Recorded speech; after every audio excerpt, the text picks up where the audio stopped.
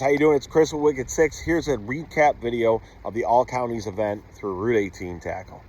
How did we get to that 8th place position? It wasn't easy. Yes, we did fish. You did have 3 weeks to fish this event, but we could only dedicate about 3 days towards the event because we had a lot of things going on. We were on the water, but we were introducing people to the fishery. We were trying out new things, trying out tons of new things off the boat. And we were looking for Mr. Big to see if Mr. Big would make an appearance. Never made an appearance for us, but we did dedicate those 2 days to try and see what type of box we can throw together really fast. So Saturday was that day. Saturday of this weekend and Sunday of the past. So this past weekend were our days that we can actually get out and literally target. So we had a different strategy than most teams. Most teams went out, they would fish, get a big fish in, they bring it into the shops around the different weigh stations, weigh their fish in, and then little by little all these teams would do this. They get calculated up, and you're trying to weigh in your biggest 5 fish on the amateurs, 7 fish on the pros. This year I believe is our last year on the amateur side, so we had 5 fish to get. So we watched it like a hawk. We see who was moving, who was not moving, who was doing what. We knew exactly what we needed to average in order to get into the top 10. That's all I was focused on at the time.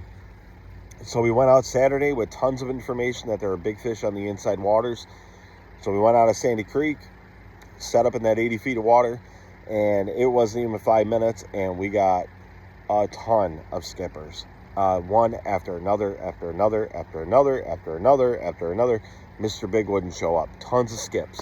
UV Wonderbread, the spoon UV Wonderbread from Route 18 was Mr. Skip, I'm going to grab you lure. Let me tell you about the screens in the inside, though. Even though that we were only getting skips, those big fish are absolutely there. Those screens were lit up like Christmas trees. You could see tons of bait in there. Tons of fish going in and out of the bait. There's fish doing handstands, cartwheels. It was ridiculous. I swear it was nuts. I don't know if that's even possible, handstand, cartwheel. We'll have to figure that out later. However, the screen was absolutely ridiculous.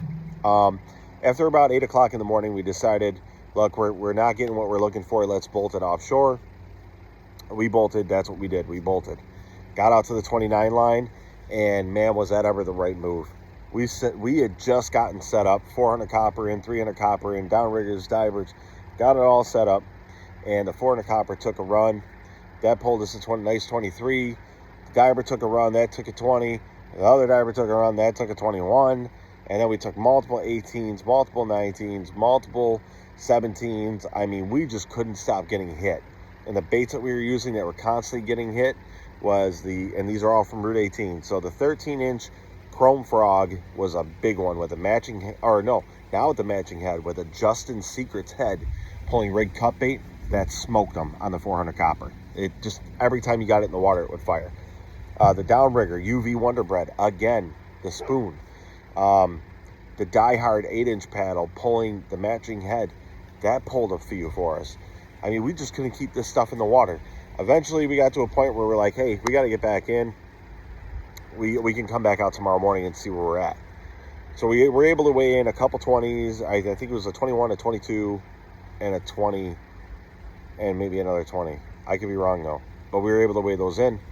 Saw where we were at on the board, knew where we at, what we had to get on that following Sunday to get us up to where we wanted to be.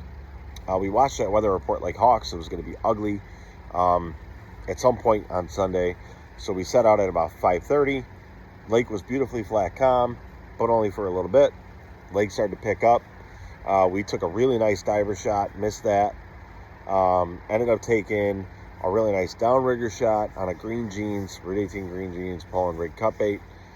Ended up getting him to the boat. It was a 19.4, just enough to secure us where we wanted to be. Went in to weigh in, bam. Waited to the end of the day, final weigh-in.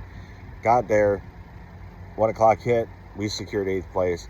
How we did it was a lot of homework, watching other teams and becoming extremely strategic to see exactly what you needed to average in order to get to where you need to get to.